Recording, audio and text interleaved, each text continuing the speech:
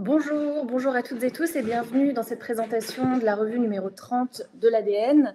Alors on va être ensemble jusqu'à 13 heures. Je signale tout de suite qu'à la fin de la présentation, vous aurez un temps pour poser vos questions, pour réagir à tout ce que je vais dire à cette présentation.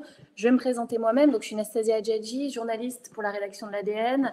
Je suis spécialisée notamment sur les questions d'économie numérique et je suis également en charge de la partie le clash, du dossier le clash de la revue trimestrielle, celle que je vais donc vous présenter sans plus attendre. Alors, pour ce numéro de l'ADN, donc le numéro 30, qui est apparu début mai 2022, donc il y a maintenant quasiment 2 mois, on a fait un gros focus sur Sorare.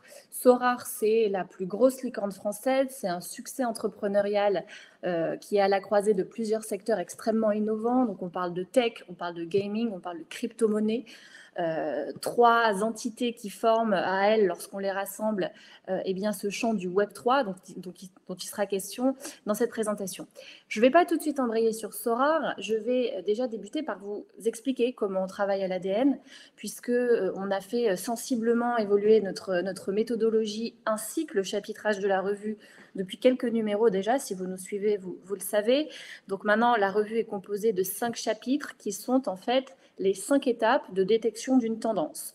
On commence par les signaux faibles, on parle des idées fortes, celles qui infusent dans le débat. On s'intéresse évidemment au clash. Qu'est-ce qu'un clash? C'est une controverse qui polarise le débat public. On évoque évidemment les tendances et à chaque fois on relève l'une des grandes tendances sociétales du moment. Et on termine par le blockbuster. Donc là, c'est ce dont je vous parlais avec Sorare, le succès entrepreneurial à côté duquel on ne doit pas passer parce que ce sont en général des entreprises qui portent en elles de forts pouvoirs de transformation sur leur secteur, mais pas que, sur des secteurs également connexes. Voilà donc pour la structure de cette présentation. Je vais débuter sans plus attendre en évoquant un signal faible, puisque on essaie de donner par éclat comme ça ces petites nouvelles qui montrent ce que le monde pourrait devenir.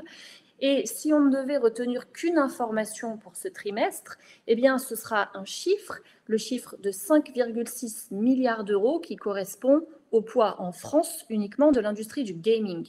Et pourquoi je vous parle de gaming? Et parce qu'on a affaire aujourd'hui à une industrie qui est devenue la plus puissante des industries de production culturelle. On parle souvent du cinéma, on parle souvent de la musique, mais aujourd'hui c'est le jeu vidéo qui tire toutes ces industries culturelles, qui a une force de frappe colossale en termes de poids financier, comme je viens de l'évoquer, avec un secteur qui a connu des chiffres de croissance proprement hallucinants sur ces derniers mois, notamment pendant la crise du Covid, mais aussi une industrie qui désormais façonne des usages, façonne des imaginaires. On parle beaucoup des mondes ouverts, des métavers, et tout ça, c'est né dans le jeu vidéo. Et aujourd'hui, on a évidemment des répercussions business très importantes en matière de marketing d'une part, mais aussi en matière de publicité. Donc voilà, un chiffre, c'est ce poids financier de l'industrie du gaming, rien qu'en France, je le précise, qui est donc de 5,6 milliards d'euros.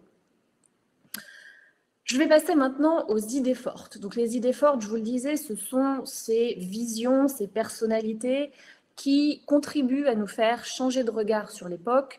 On a tout un chapitre qui est dédié à ça dans la revue. On parle aussi bien de séries, de livres.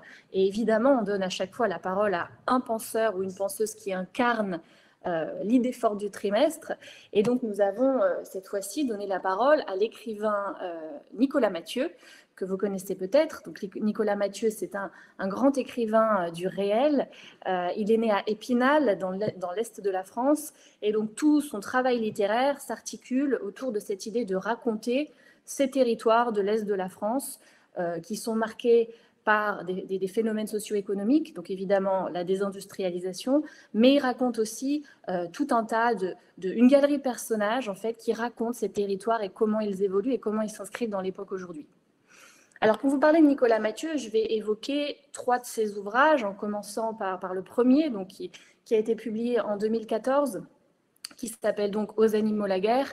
Et c'est donc un polar, donc à l'origine, c'est vers ce genre qu'il s'était tourné, un polar qui concentre déjà toutes les thématiques qui seront en fait le fil rouge de son œuvre dans les 2 autres romans qu'il a publiés depuis.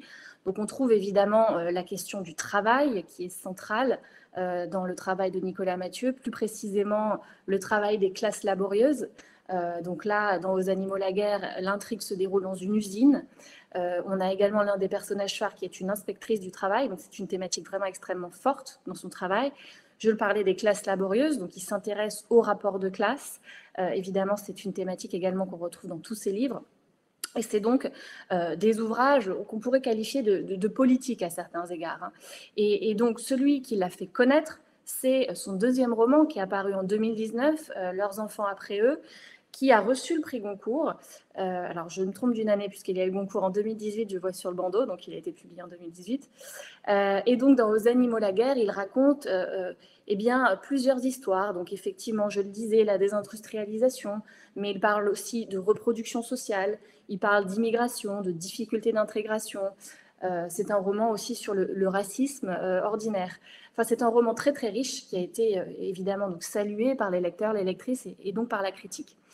Et alors, ces thématiques, il a choisi de les conserver, mais de les observer avec un regard différent dans son dernier ouvrage, Connemara, qui est apparu donc à la rentrée littéraire de janvier 2022.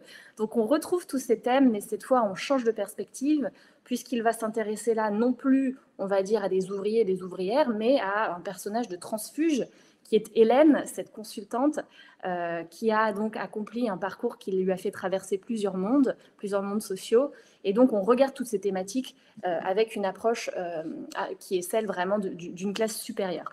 Au passage, c'était un grand livre d'actualité, puisque quelques mois après sa parution, est sortie l'affaire dite McKinsey, du nom de ce grand cabinet de conseil, et qui a donc une affaire qui a permis de reconsidérer l'influence de ces cabinets de conseil et les sommes d'argent dépensées par les pouvoirs publics dans des prestations de conseil. Donc le roman tombait vraiment à pic, puisque une partie du roman s'attache précisément à décrire ce phénomène. Donc voilà pour Nicolas Mathieu. Je vous ai rapidement ébauché un petit peu une partie de son œuvre. Donc je le disais, c'est quelqu'un qui s'attache à raconter les rapports sociaux de domination notamment. Ce qu'il nous dit dans l'interview, c'est que la littérature permet de démystifier les choses, démystifier le réel, de voir que dans la plupart des situations, ce n'est pas la médiocrité que l'on peut ressentir qui s'exprime, mais bien un rapport de force. Donc ça, c'est très important de le souligner. C'est un écrivain finalement politique, au sens de, voilà, quand on est politique, c'est qu'on s'attache à relever ces rapports de force et ces rapports de pouvoir qui s'expriment. Donc voilà, c'était l'écrivain qu'on a choisi pour le trimestre passé, quelqu'un qui a évidemment beaucoup de choses à dire et que je vous invite à lire si ce n'est pas déjà le cas. Alors, je vais maintenant passer à la partie le clash. Donc le clash, je vous l'expliquais, ce sont les controverses qui agitent le débat public, qui agitent notamment les réseaux sociaux, puisque notre point de départ se situe souvent sur les réseaux sociaux. On prend un petit peu le pouls de ces tensions, notamment sur Twitter, même si évidemment l'actualité ne se résume pas à Twitter. Et donc le point de départ de ce dossier du clash du trimestre passé, c'était un constat que l'on avait formulé suite à quelques observations comme ça de phénomènes d'actualité. Donc on avait vu émerger évidemment à l'automne 2020 le mouvement des Gilets jaunes, plus récemment des mobilisations fortes contre la politique sanitaire de l'État, contre le pass sanitaire notamment, qui s'était matérialisé notamment par ce fameux convoi de la liberté, qui avait agrégé des personnalités aux sensibilités diverses qui montaient comme ça vers Paris et Bruxelles, donc vers les centres de pouvoir pour marquer leur mécontentement et leur défiance. Et dans d'autres catégories de la population, je pense par exemple aux inframondes numériques, c'est-à-dire les personnes qui sont friandes de crypto-monnaies, de NFT, eh bien, chez ces catégories de personnes qui, a priori, tout sépare, ou en tout cas qui ont peut-être peu en commun, finalement, qui se croisent peu, on faisait le constat qu'il y avait cette forte défiance vis-à-vis de l'État, vraiment qui s'exprimait d'une manière parfois extrêmement viscérale, un rejet de l'État, quelque chose d'assez puissant. Donc c'était le point de départ de ce dossier qu'on a appelé « Qui veut tuer l'État ?» Donc une vaste question, et une question qui nous a amené du coup à traiter avec différents angles de ce rejet, de cette défiance vis-à-vis de l'État.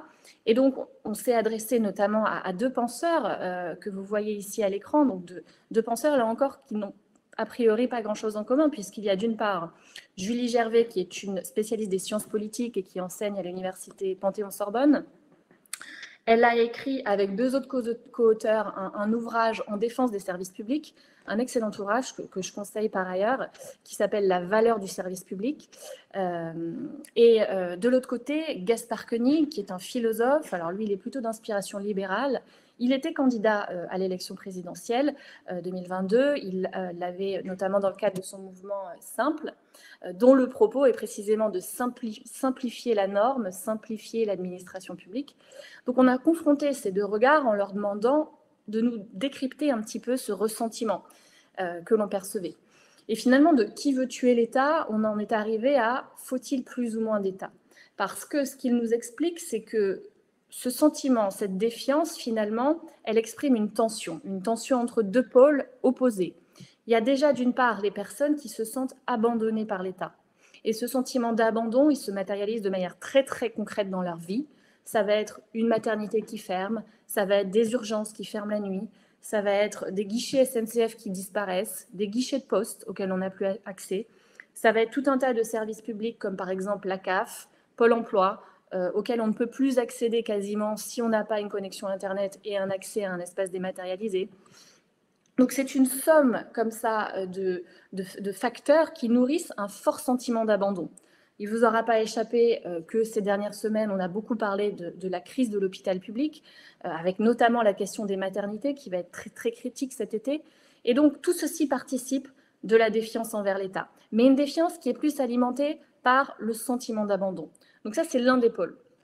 Le second pôle, il est relativement différent, c'est le sentiment qu'on est abandonné, mais qu'aussi l'État intervient de manière de plus en plus autoritaire dans la vie des gens. Donc ça va être évidemment des répressions qui se sont accrues ces dernières années, je pense notamment à la répression du mouvement des Gilets jaunes, mais ça va être aussi un État qui vient imposer des dispositifs, sans qu'il y ait véritablement délibération et débat. Donc je pense évidemment au pass sanitaire. Et donc le fait qu'il y ait d'une part l'abandon et d'autre part cette sensation d'un État autoritaire, eh bien ça fait que les gens finalement, ils explosent et que ce ressentiment ne fait que grandir. Donc ça, c'était vraiment l'objet de cette interview, que de faire émerger ces 2 pôles. Et si je devais le résumer en 2 phrases et vous donner un petit peu le substrat de ce que Julie Gervais d'une part et Gaspard Koenig d'autre part nous disent, eh bien le second nous dit en une phrase, l'État régule de moins en moins et il intervient de plus en plus. Et Julie Gervais nous dit, ce qui n'est pas demandé, ce n'est pas plus d'État, mais c'est un État meilleur, un État qui soigne, qui accompagne et qui encadre. Donc il y a vraiment ici une controverse assez puissante, assez intéressante, qui évidemment n'est pas circonscrite à ce trimestre, au contraire, et dont je pense qu'on va avoir comme ça des répercussions et des suites finalement dans ce débat dans les mois à venir. Alors deuxième thématique qu'on a choisi d'explorer dans ce dossier, donc qui veut tuer l'État, c'est une idée reçue finalement, l'idée reçue selon laquelle trop d'État nuirait à l'innovation.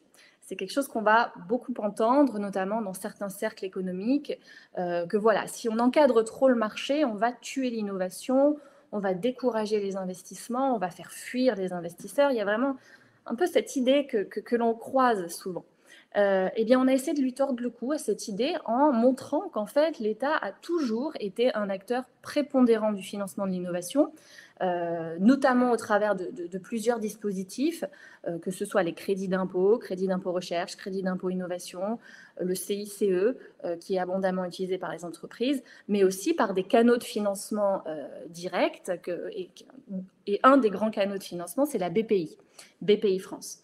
Et juste un chiffre pour résumer un petit peu le fait que cette idée reçue est à certains égards erronée, eh bien c'est qu'en 2021, si on ne considère que l'année 2021, BPI France a injecté pas moins de 50 milliards d'euros dans les entreprises françaises, notamment pour bichonner les licornes dont on entend beaucoup parler.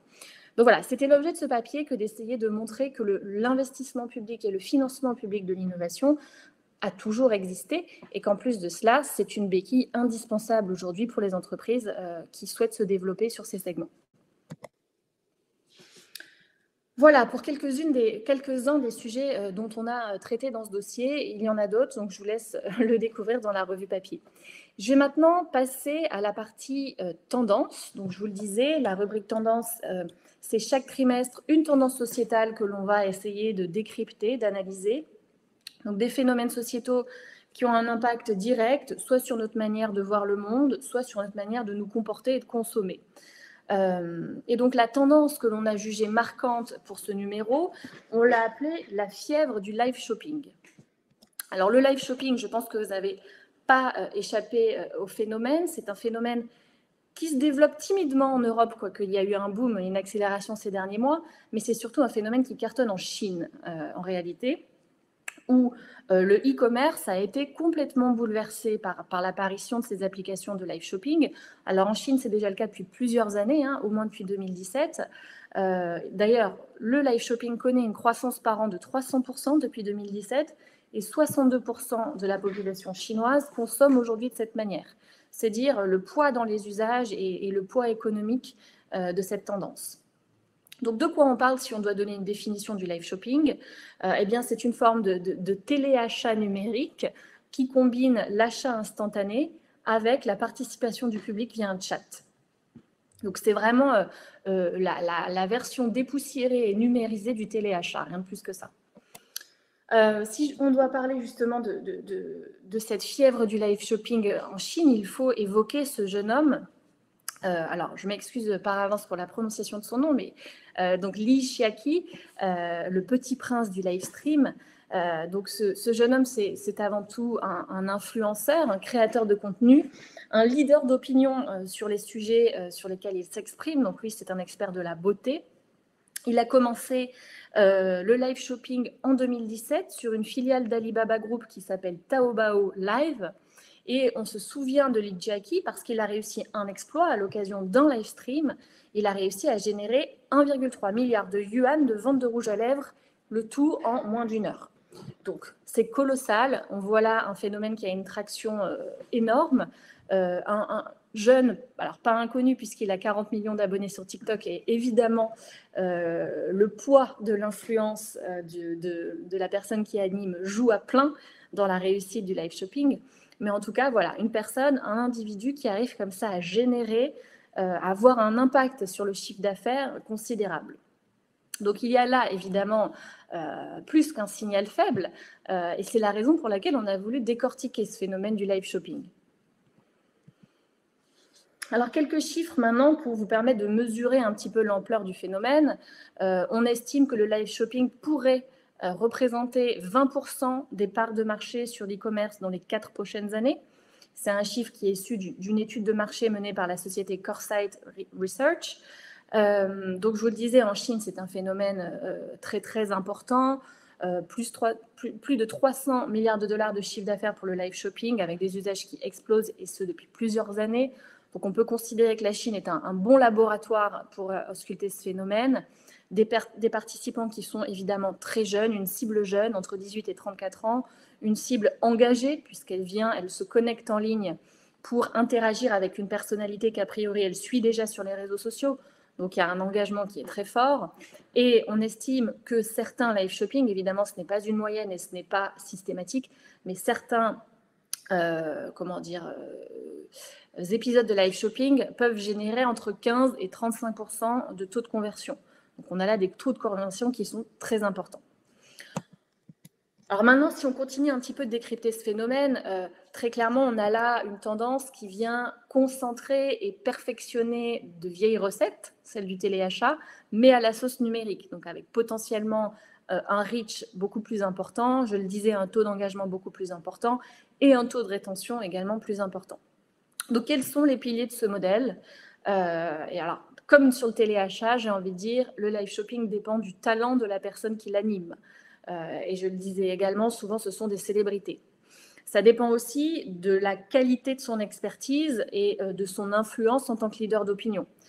Généralement, ce sont des personnes qui ont déjà des abonnés extrêmement engagés, qui sont des experts dans leur domaine. Alors, troisième pilier du modèle, c'est que ces personnes doivent être en mesure de favoriser l'interactivité, d'être vraiment dans une démarche de conversation avec le public quitte à ce que les consommateurs et les consommatrices leur demandent de tester en live les produits pour rajouter encore plus d'interactivité. Donc, il y a vraiment cette dimension d'interaction de live qui est très, très importante, évidemment. Et enfin, une autre caractéristique est que pour la partie achat, en général, elle se fait sur l'instant. Le rendez-vous se consomme le plus souvent à date et heure fixe. On peut voir des replays, mais pour l'achat, c'est vraiment, il faut se connecter pour pouvoir procéder à l'achat. Donc voilà pour ce phénomène. Évidemment, puisque le marché est en train de se structurer autour de cette tendance, de nombreuses applications et plateformes ont émergé sur ce marché. Je vais en citer quelques-unes qui sont volontairement un peu niches, mais vous pourrez évidemment vous renseigner sur des plateformes un peu plus mainstream. On a relevé des plateformes un peu niches qui ont justement fait le pari d'avoir un public très ciblé. Je pense notamment à Network, donc l'image que vous voyez sur votre gauche, qui a une approche vraiment de curation, d'éditorialisation des produits. On va aller sur de la sneakers en édition limitée, des marques comme Supreme, donc évidemment qui déchaînent les passions et les foules. Donc c'est des produits assez exclusifs, pointus, on cible vraiment la jeune génération Gen Z. Et par ailleurs, c'est une application qui est vraiment en train de monter puisqu'elle a reçu des financements de la part de Goldman Sachs, donc la banque, mais aussi de Kering, le groupe de luxe. Donc on peut peut-être penser que Kering puisse décider d'une acquisition et faire rentrer ce genre d'application dans son giron dans les mois à venir. Deuxième exemple, plus orienté pop culture, manga, c'est Pop Shop Live, l'appli de la pop culture qui a vraiment explosé ces derniers mois, puisque les ventes ont augmenté de 500% depuis le printemps 2021, avec des chiffres d'affaires énormes. La plateforme a d'ailleurs levé 100 millions de dollars assez récemment. Donc là encore, on a vraiment des entreprises qui sont en train de se structurer et d'exploser. Deux autres exemples assez différents. Supergreat, qui est une plateforme essentiellement dédiée à la beauté, avec une approche inclusive. Donc, on va trouver des produits pour toutes les carnations de peau, pour tous les types de corps.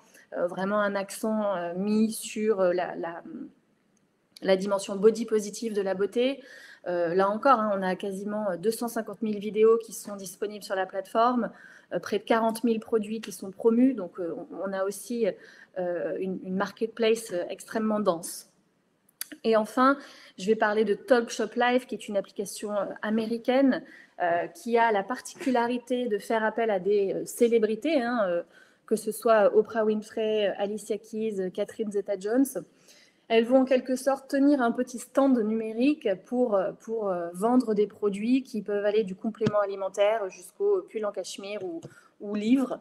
Mais ce qui est intéressant, c'est l'interaction avec les célébrités via ce type d'application. Alors, le live shopping en France et avec sur des secteurs particuliers, qu'est-ce que ça donne? Alors, on est allé parler à l'un des groupes français qui a pris le virage assez tôt. Il s'agit du groupe Carrefour, qui a fait un partenariat avec la plateforme BrutShop. BrutShop, donc, c'est une émanation du média Brut, une émanation dédiée au live shopping. Alors, pourquoi est-ce que Carrefour s'est lancé dans le live shopping et comment? Alors, le pourquoi, déjà, je vais reprendre les mots du directeur e-commerce non alimentaire du groupe, Olivier Garcia, qui nous dit « Les jeunes ne lisent pas nos catalogues, ils ne regardent pas la télé, ils consomment sur Instagram, sur Twitch, sur Pinterest. On devait donc aller là où ils se trouvent pour leur parler. » Donc, effectivement, du point de vue de la stratégie digitale, ça paraît évident d'y voir une opportunité dans le live shopping. Alors après, effectivement, pour le moment, ce que nous dit également Olivier Garcia, c'est que ça ne génère pas énormément de trafic, ça ne génère pas énormément de chiffre d'affaires. En revanche, de la même manière que le groupe Carrefour avait fait une annonce, l'annonce d'acheter un terrain sur le métavers des Decentraland ou Sandbox, je ne sais plus lequel c'était l'un des deux, ça participe de la création d'une image d'un groupe qui est à la pointe de l'innovation, qui sait repérer les tendances, les appliquer à son business. Donc, ça fait aussi partie d'une stratégie digitale et d'une stratégie de communication pour le groupe Carrefour. Je vais évoquer également une enseigne qui s'est emparée du phénomène avec succès. C'est l'enseigne Sephora. Donc, elle fait régulièrement des partenariats avec des grandes marques. Donc, ici, j'ai l'exemple de Lancôme Paris. Deux influenceurs avaient été recrutés pour animer ce live shopping, deux influenceurs avec comment dire, une très forte notoriété et une bonne expertise sur ces questions de beauté. Et ça avait généré énormément de trafic sur le live. Alors, Sephora et Lancôme ne publient pas les résultats de chiffre d'affaires, évidemment, de manière aussi ciblée, mais en tout cas, du point de vue de la communication et du trafic qui avait été généré, ils ont estimé que l'opération était véritablement un succès. Donc voilà pour un cas pratique et un cas d'usage du live shopping. Et enfin, dernier exemple, alors cette fois-ci, on ne se situe pas dans le registre du commerce stricto sensu, puisque on peut faire du live shopping avec des livres. C'est ce que fait, enfin en tout cas du live, j'enlève le mot shopping, c'est ce que fait Augustin Trapenard tous les dimanches, là encore sur une plateforme de Brut. Il anime une émission qui s'appelle Bouc émissaire, dans laquelle il va discuter en direct et dans l'interaction avec le public pour évoquer donc des lectures, partager des impressions sur des livres. Et alors lui, il est tout à fait emballé par ce format du live, même si, je le répète, il ne s'agit pas de vendre dans ce cas de figure. Il nous dit, voilà, le live, c'est pour moi la modernité radicale parce qu'il peut y avoir des accidents. Et d'ailleurs, il faut embrasser ces incertitudes et ces accidents parce que c'est là que se passent des choses. Donc lui, il est vraiment, convaincu et enthousiasmé par ces échanges qu'il peut avoir comme ça avec son public. Donc effectivement, cette dimension de live renouvelle un certain nombre de dimensions et de paramètres, que ce soit dans l'acte d'achat ou tout simplement dans l'interaction avec des personnalités, des leaders d'opinion comme les Augustin Trapenard. Alors on va maintenant placer au plat de résistance et je vais vous parler donc du blockbuster, donc le gros sujet de la revue, celui qui a fait la une, la couverture. Et il s'agit donc, comme je le disais en introduction, du cas de la plateforme Sorare. Donc Sorare, c'est cette entreprise qui est à la croisée de tendances majeures dans l'industrie de la tech, puisqu'on parle de gaming, on parle de crypto, on parle donc de Web3. Et surtout, on est vraiment à la croisée de ces industries, avec un jeu qui hybride donc le football, le jeu de cartes façon Panini et un peu le modèle à la BetClick. Je vais d'ailleurs vous détailler un petit peu plus le modèle. Avant, je vais peut-être faire un rapide passage méthodologique sur ce que c'est que le Web3, la troisième génération du web, donc très, très rapidement. Donc la première génération du web, c'était vraiment le web de l'information. J'ai accès comme ça à une quantité d'informations. Je navigue comme ça de lien en lien. C'était finalement le web de l'URL et de l'hyperlien. La deuxième génération du web, c'était le web des plateformes sociales. Donc les géants, ce sont désormais les Facebook, les Instagram, les YouTube, les Twitter. Donc il y a une idée d'interaction avec le contenu qui n'est pas simplement de cliquer sur des liens pour naviguer, mais qui est vraiment d'interagir, de former des communautés. Et c'est surtout un web qui a fait de l'extraction de données et de l'utilisation des données personnelles un modèle économique surpuissant, donc qui a au passage révolutionné la publicité. Et donc la troisième génération du web, c'est le web de la blockchain. Donc c'est un web qui est supporté par un saut en avant technologique, qui est donc la maturation et le déploiement des technologies de blockchain. Donc on va parler là d'échanges décentralisés, on va parler de crypto-monnaies, on va parler de modèles économiques qui sont basés justement sur l'investissement des joueurs et des utilisateurs.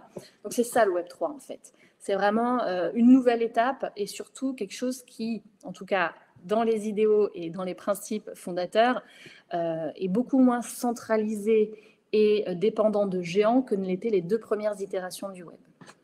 Et donc, aujourd'hui, si on se pose la question, c'est quoi une entreprise du Web3 ? Eh bien, on peut considérer que Sorare, qui est en plus une entreprise française, est l'un des premiers aboutissements de ce que pourrait être une entreprise du Web3. Donc, c'est pour ça qu'on a voulu vraiment en parler. Je vais donner quand même donc quelques chiffres. Je vous le disais, c'est une licorne, c'est la plus grosse des licornes françaises, valorisée 4,5 milliards de dollars. Elle avait, en septembre 2021, pulvérisé le record de la plus grosse levée de fonds en série B. On parlait alors de 680 millions de dollars. Donc c'est vraiment une boîte qui a explosé et qui passe relativement sous les radars parce qu'elle reste encore corrélée à des industries finalement qui explosent, mais dans des mondes numériques qui ne sont encore pas accessibles à toutes et tous. Et donc voilà, cette licorne française, elle mélange plusieurs modèles, c'est ce qui explique d'ailleurs son succès. Déjà, le principe d'un jeu en ligne façon Panini. Donc, je pense que vous connaissez tous le jeu de cartes Panini où on collectionne donc des joueurs de foot. Sorare, c'est la même chose. On doit collectionner des cartes numériques qui sont donc des NFT, qui sont émises sous forme de NFT. Et ces cartes numériques, eh bien voilà, on doit en faire la collection, on doit composer son équipe de football la plus performante possible.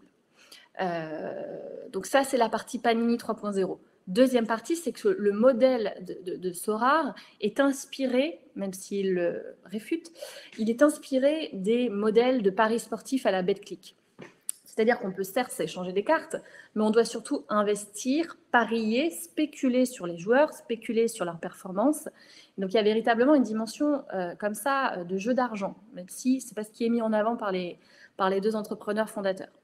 Et troisième élément, c'est qu'on parle de fantasy sport. Le fantasy sport, c'est le fait que les défis et la cote des joueurs, en principe, elle s'établit sur les résultats réels du club de football dans la vraie vie. Donc il y a un lien entre Sorare et les clubs de football.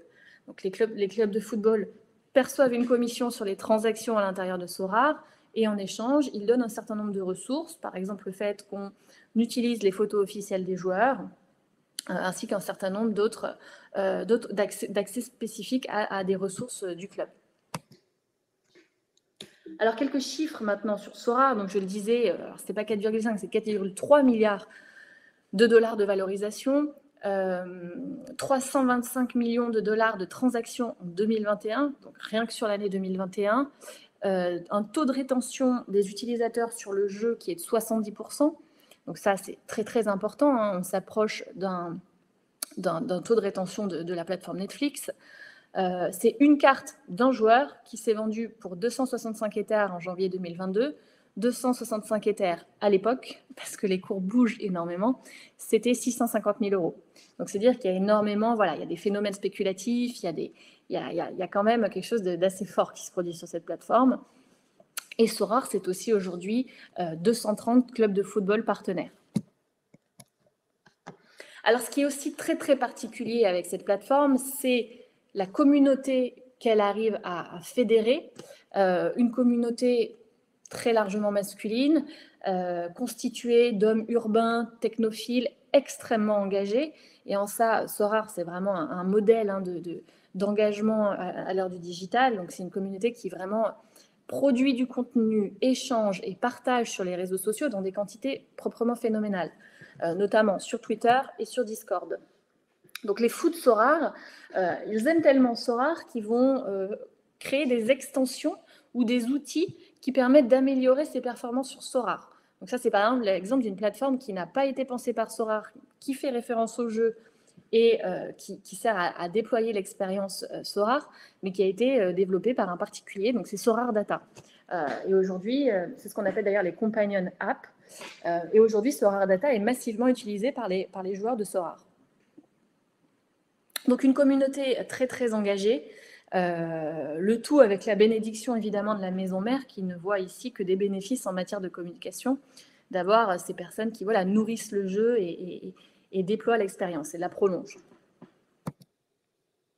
Alors je vais maintenant m'arrêter rapidement sur un modèle qui est celui du play to earn, puisque c'est véritablement là que se situe la bascule en termes de modèle économique notamment. Le play to earn, c'est quelque chose qui est né dans l'industrie du gaming, du jeu vidéo, et la promesse de ce type de modèle, c'est que les joueurs et joueuses, s'ils investissent suffisamment dans le jeu et qu'ils jouent, pourront gagner de l'argent à partir de leur investissement et de leur activité dans le jeu. S'ils contribuent par exemple à bâtir un monde, s'ils dépassent un certain nombre de niveaux, s'ils passent par certains endroits et qu'ils contribuent activement à la vie du jeu, ils sont rétribués avec des tokens propres au jeu et par la suite, ils peuvent réinvestir ces tokens. Donc, c'est vraiment des économies comme ça, intra-jeu, où en fait, on va essayer de susciter de l'activité à l'intérieur et on récompense les personnes qui investissent de leur temps et qui investissent aussi une mise de départ dans le jeu. Donc, c'est un modèle qui s'est développé évidemment grâce à la blockchain, qui permet de sécuriser comme ça des échanges entre personnes sans intermédiaire. Et c'est quelque chose donc que Sorare a vraiment embrassé et adapté à sa propre plateforme. Donc, comment se rémunère Sorare? Alors, évidemment, sur les ventes primaires, on va acheter ses cartes Panini pour constituer son équipe. Et pour le moment, elle ne se rémunère que comme ça. En revanche, il y a également déjà un marché secondaire où les utilisateurs et utilisatrices vont s'échanger par la suite les cartes achetées entre eux sur un autre marché. Et il est possible qu'à l'avenir, la start-up cherche à se rémunérer également sur ces transactions. Par ailleurs, les clubs de foot gagnent aussi, puisqu'ils peuvent prélever une commission qui oscille entre 5 et 15% sur les ventes de cartes de joueurs de leur club. Donc, c'est vraiment un modèle comme ça, intra-jeu, extrêmement intéressant à observer. Et donc, voilà, gardez en tête cette idée de play to earn, parce qu'il y a là vraiment un modèle économique très caractéristique du Web3 et très caractéristique de cette nouvelle génération d'entreprises. Donc, cette idée de play to earn, c'est on financiarise, entre guillemets, chaque échange, on investit pour participer, on joue pour gagner de l'argent, et la passion est associée à un cours qui peut évidemment monter en flèche, mais qui peut aussi s'effondrer. Donc, c'est en ça qu'il y a une certaine zone d'ombre autour de la nature de cette plateforme Sorare. Aujourd'hui, ces deux fondateurs se défendent d'appartenir à la catégorie des jeux d'argent ou de paris en ligne. Ce qu'ils disent, et je les cite, c'est qu'eux n'incitent pas les joueurs à venir pour gagner de l'argent. Les joueurs viennent d'abord pour vivre leur passion du football. Il n'y a pas d'idée de sacrifice financier, il n'y a pas d'idée de risque de perte nette de capital. Donc pour eux, ils se défendent véritablement d'appartenir à cette catégorie d'entreprise. Pour autant, on doit investir de l'argent dans Sorare pour pouvoir derrière avoir une équipe au minimum performante. On doit investir pour jouer. C'est le play to earn, il faut investir une mise de départ. Ceux qui investissent le plus sont par la suite avantagés. Ce qui fait qu'en fait, l'argument est un petit peu fallacieux. D'ailleurs, l'Angleterre a ouvert une enquête au sujet de la plateforme Sorare par l'intermédiaire de la commission qui régule les jeux d'argent et les paris sportifs, chose qui est un phénomène culturel massif, comme vous le savez, en Angleterre. Et donc, en Angleterre, il se pourrait que la plateforme, désormais, est affaire au régulateur et rentre dans le giron de la régulation qui concerne ce type d'entreprise de paris sportifs. Ce qui n'est pour le moment pas le cas en France, où finalement, elle bénéficie encore d'une forme de flou juridique. Autre angle mort au sujet de cette plateforme Sorare, eh bien, c'est lié justement à la nature de ce modèle un peu ambigu. Déjà, il faut mentionner le fait que les récompenses, le système de récompense du modèle Play to Earn va favoriser ou encourager peut-être le risque d'addiction. Donc, on n'a pas encore énormément de témoignages sur des addicts à Sorare, mais il y a cette dynamique, cette espèce d'effet casino que l'on peut retrouver dans les paris sportifs en ligne. Deuxième phénomène à la fois effrayant mais également passionnant, c'est que dans ces modèles de play to earn, puisqu'il faut être actif dans le jeu, il faut investir du temps, de l'argent, eh bien on voit émerger une forme de néo-sous-traitance qui se met en place avec des joueurs qui ont du capital mais qui n'ont pas de temps, qui vont du coup acheter les cartes, mais déléguer à des joueurs situés dans des pays du Sud où l'accès à l'électricité et à Internet est moins cher et où le coût du travail est moins cher, ils vont leur déléguer la gestion de leur portefeuille de cartes et en gros, ils vont les laisser jouer à leur place. Donc, c'est vraiment la néo-sous-traitance intra-gaming. Donc, c'est aussi un phénomène dont on ne parle pas beaucoup, mais qui se développe énormément, notamment en Asie du Sud-Est. On va retrouver des fermes de joueurs play to earn. Évidemment, ça pose des questions en termes de droit, d'encadrement de tout ça. Ces personnes-là ne sont pas considérées comme des salariés, ni même comme des prestataires. Donc, c'est un peu l'angle mort absolu en termes de statut.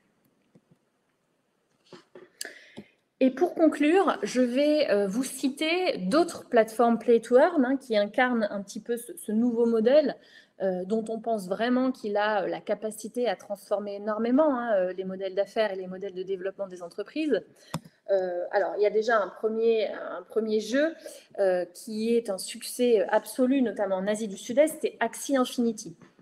Donc, Axie Infinity, c'est un jeu dans lequel on doit acheter et collectionner. Donc, c'est un peu l'achat et la collection, c'est un peu le fil rouge de tous ces jeux. sauf que là, il s'agit de petits monstres joufflus, comme vous le voyez à l'écran. Et ce qui est intéressant dans Axie Infinity, c'est qu'ils ont vraiment développé la partie Web3, à savoir que vous avez 2 tokens, un token de gouvernance, donc les participants au jeu peuvent prendre des décisions ensemble de manière décentralisée via ce token, et une monnaie qui est propre au jeu, qui sert à échanger et puis surtout à rémunérer les joueurs à l'intérieur du jeu. Donc on a vraiment un jeu blockchainisé, un jeu qui s'appuie sur les cryptos, donc c'est vraiment aussi un bon exemple d'entreprise du Web3. Et c'est d'ailleurs un succès colossal dans les pays d'Asie du Sud-Est, Vietnam, Philippines, etc. Deuxième exemple, c'est le jeu Dogami. Il s'agit cette fois d'un jeu français qui a été d'ailleurs soutenu par Ubisoft et The Sandbox, qui font partie des investisseurs dans le jeu. Donc là, il s'agit d'un jeu qui se veut être le prochain Play to Earn grand public, donc qui veut vraiment attirer une audience et générer du trafic sur sa plateforme. Et c'est en quelque sorte un Tamagotchi numérique. Il faut acheter un petit chien et le faire vivre, le promener, etc. On peut lui acheter des accessoires et tout ça. Donc, il y a vraiment une économie intra-jeu, là encore, qui est développée. Et là encore, voilà, c'est peut-être une future licorne dans le secteur du gaming et des entreprises du Web3. Donc, je vais maintenant un petit peu synthétiser ce dont il s'agit et pourquoi Sorare, c'est notre blockbuster du trimestre et pourquoi on pense que cette entreprise a encore des perspectives de développement et surtout des perspectives de transformation, pas que de son secteur, mais d'autres business connexes. Déjà parce que c'est une entreprise qui a blockchainisé son cœur de métier. Ses utilisateurs sont ses investisseurs. Les interactions sont financiarisées. Le jeu en ligne mise sur sa communauté et celle-ci est très engagée.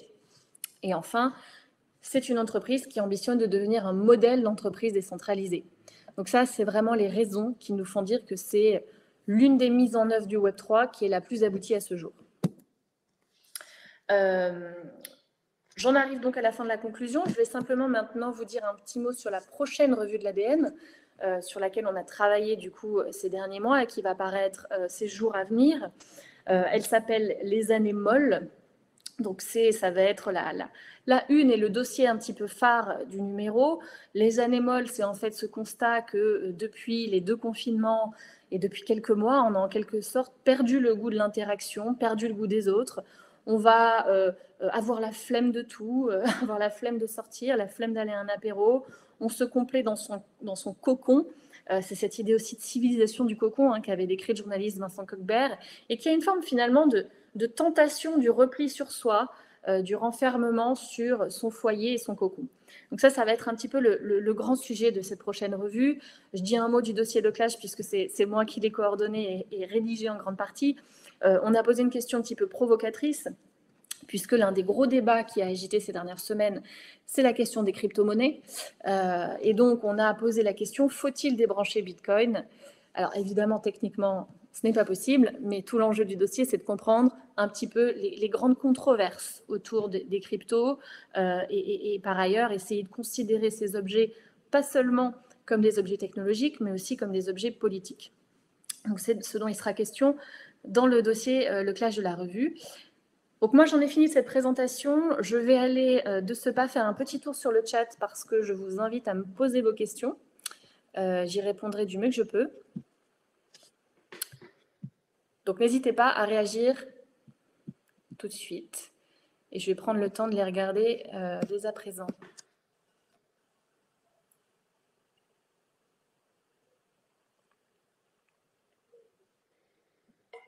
Alors, Isabelle Nikolova, quelle est la cible des joueurs Sorare? Sorare, c'est à 80% des jeunes urbains entre 18 et 35 ans avec un bon pouvoir d'achat et qui ont une appétence pour la technologie forte. C'est à peu près le même public que ceux qui s'intéressent aux NFT, aux crypto-monnaies, etc. Que penser des live shopping des marques? Demande Hélène Leduf. Eh bien, les marques s'emparent du phénomène. J'en ai parlé, je parlais de Sephora, de marques de beauté, de cosmétiques, évidemment. Elles prennent toutes le virage. Après, je pense que ça dépend évidemment de son secteur et de ses objectifs. Je le disais, pour le groupe Carrefour, il s'agissait plus d'une stratégie de communication que d'une réelle stratégie commerciale. puisque le chiffre d'affaires est encore assez timide. En tout cas, c'est ce qui ressort des lives qu'ils ont menés avec Brut. Donc, il faut savoir un petit peu comment se situer en fonction des caractéristiques propres à son entreprise. Et Alexandre Herel souligne un point majeur, en effet, est-ce qu'il n'y a pas un paradoxe dans la mesure où ces innovations, le live shopping, le Web3, très énergivores et peu responsables, semblent l'antithèse de ce que nous devrions faire? Absolument. On parle beaucoup d'innovation, on parle beaucoup de Web3 et on omet souvent de mentionner la matérialité, le coût écologique de ces infrastructures. C'est un sujet majeur, c'est un sujet évidemment majeur dans les crypto-monnaies. Je vous rejoins, moi j'en ai à titre personnel parlé dans plusieurs de mes articles sur la question des cryptos. Et comment peut-on expliquer un si faible questionnement sur les enjeux environnementaux et sociétaux de ces pratiques? Je suis d'accord, effectivement, ces entreprises-là en parlent peu, communiquent peu sur aussi leurs infrastructures, où est-ce qu'elles stockent les données, quelle énergie elles consomment, etc. Donc il y a un sujet évidemment majeur. C'est un sujet qui est beaucoup traité par certains think tanks, certains groupes, je pense notamment au Shift Project, qui émet chaque année des rapports sur l'impact écologique du numérique. Mais oui, c'est l'éléphant dans la pièce, à savoir que même l'industrie du gaming, on se dirige vers quelque chose qui s'appelle le cloud gaming, où on pourrait jouer en temps réel sur des jeux massivement multijoueurs. Mais ça a évidemment un coût écologique, je parle de coût énergétique particulièrement, qui est colossal. Donc c'est l'éléphant dans la pièce, en effet.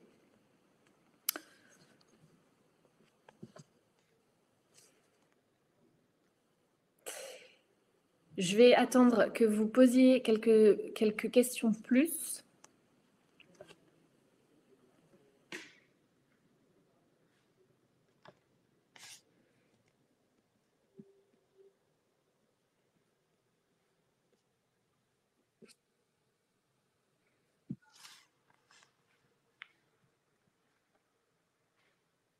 Bon, je vais rebondir, je vais rebondir sur la question du coût écologique et sur la question des crypto-monnaies particulièrement. Il faut savoir qu'il y a un vif débat sur cette question. On en parle un petit peu dans la prochaine revue, mais je me permets de vous mentionner un article que j'ai écrit sur le site de l'ADN, que je peux essayer de glisser dans le chat. Il y a un vif débat parce qu'en fait, les partisans des crypto-monnaies expliquent qu'aujourd'hui, le minage, donc l'activité qui consiste à faire tourner des serveurs pour répondre à des équations complexes qui permettent de créer des bitcoins, ce minage-là est évidemment très consommateur d'énergie, mais les mineurs qui opèrent à un niveau professionnel, en fait, il faut une telle puissance de calcul qu'on ne peut quasiment pas le faire chez soi dans son garage. Donc souvent, c'est des installations colossales, des fermes de minage. Et eux expliquent qu'ils ont la capacité d'exploiter les surplus d'énergie renouvelable. C'est-à-dire qu'ils vont se mettre à proximité d'un barrage hydroélectrique et ils vont absorber le surplus qui n'est pas utilisé parce qu'en fait, le problème avec l'énergie, c'est qu'on ne peut pas la stocker. Donc, si elle est produite par le barrage hydroélectrique, c'est un exemple, eh bien, on ne peut pas la stocker pour plus tard. Donc, ils exploitent les surplus. Et ils disent aussi, il y a plein d'installations éoliennes, beaucoup d'hydroélectriques quand même, qui ne fonctionnent pas à plein régime parce que justement, les usages ne le nécessitent pas et du coup, ce surplus serait gaspillé. Donc, les mineurs vont dire, nous, on pourrait les faire fonctionner à plein régime, comme ça, on rentabilise l'installation et derrière, on utilise l'énergie. Donc, en fait, eux disent qu'ils sont vertueux pour l'environnement. C'est évidemment tout à fait relatif parce que là encore, on ne parle pas de sobriété, on ne parle pas de trajectoire de réduction, on parle d'optimisation. On parle de superposition même. Donc, c'est un argument qui est mobilisé. Je vous laisse le soin de juger par vous-même si vous le trouvez convaincant ou non.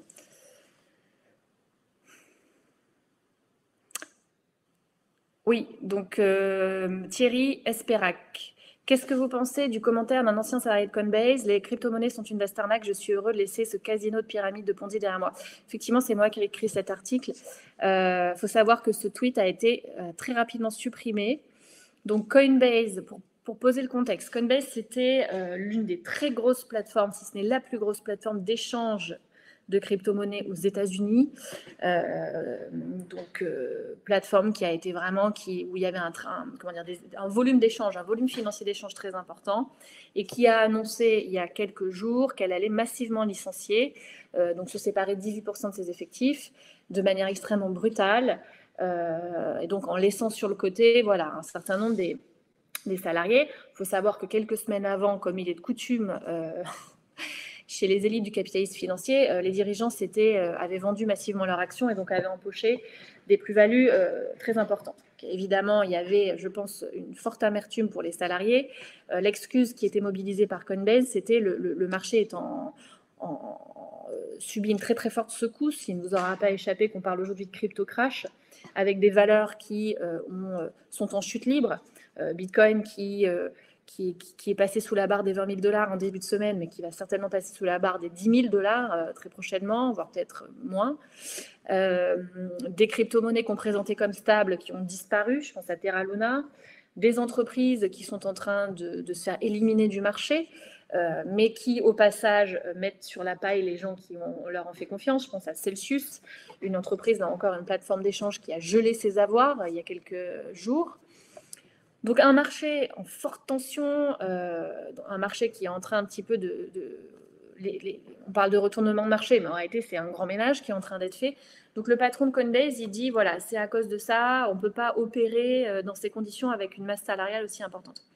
Mais bon, la réalité, c'est aussi qu'il y a un gros débat aujourd'hui sur la dangerosité de ces produits, ce qui rejoint ce que dit le fameux ancien salarié, à savoir est-ce qu'on n'est pas finalement dans une nouvelle crise des subprimes, mais à la sauce crypto-monnaie. Et lui semble dire, il accrédite la thèse selon laquelle ces produits seraient seulement des produits financiers qui seraient en plus dangereux, et que là, on a commencé, les premiers dominos sont en train de tomber, et que peut-être tous les autres vont suivre. Et ça, c'est un débat évidemment extrêmement vif, où chaque camp mobilise des arguments, chaque camp a des arguments convaincants. Donc c'est un peu, on est dans le cœur du poulet de l'actualité là, sur la question des cryptos. Donc effectivement, il y a un très gros débat là-dessus.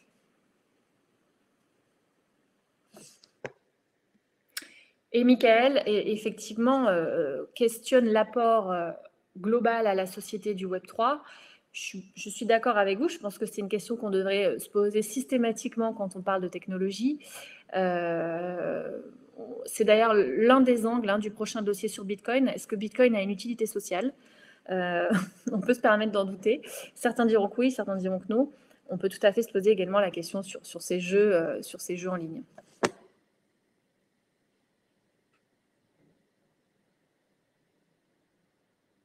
Pourquoi pensez-vous que les marques continuent à lancer des projets Web3 ? Parce que c'est la mode et qu'effectivement, il y a un effet on prend la vague parce qu'aussi ça nourrit une stratégie de communication. Comme je le disais sur Carrefour, c'est aussi son image qu'on nourrit en prenant cette vague-là. C'est dire qu'on est à la pointe de l'innovation, qu'on sait détecter les tendances.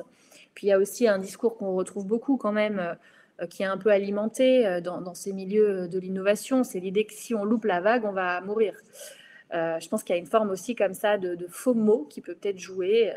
Après, je laisse à la discrétion de chacun et chacune de juger l'opportunité d'embrasser ces modèles ou pas.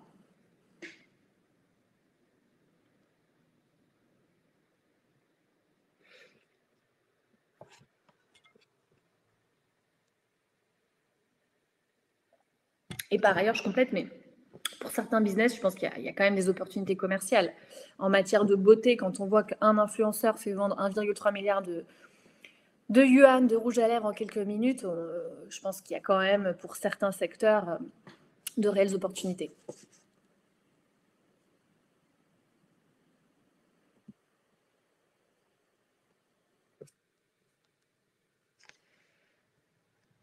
Je vois que Jérémy Lopez renvoie vers un certain nombre d'articles de l'ADN.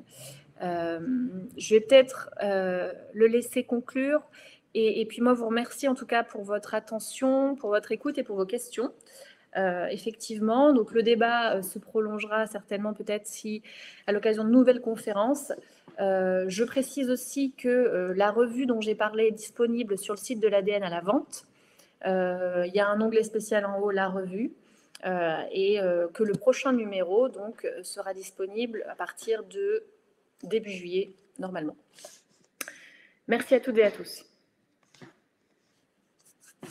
Et très bonne journée à vous.